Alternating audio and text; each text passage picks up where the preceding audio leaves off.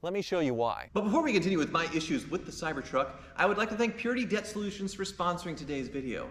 Debt can be a soul-crushing thing, and I know because I have a lot of it right now with all the stuff going on at the farm.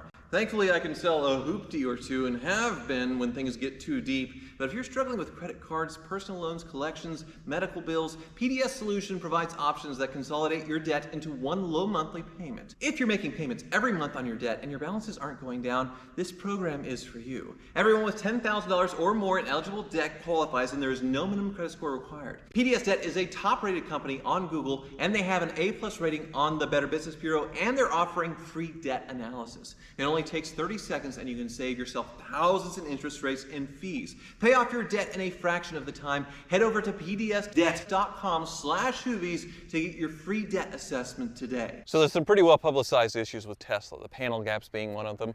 I don't think the panel gaps are that bad for a Tesla. I feel like they are acceptable. And of course, the finger thing, the fact that everything is razor edge on this and they don't have really good pinch sensors to where fingers and appendages get trapped. It is certainly an issue there, but it's kind of a goof. I hurt my arm the first few days owning this, walking by and clipping right here at this sharp edge, cut into me pretty good, but other owners have actually had stitches from this corner right here and slamming their leg through the door. One person did it on delivery day and needed stitches from their Cybertruck.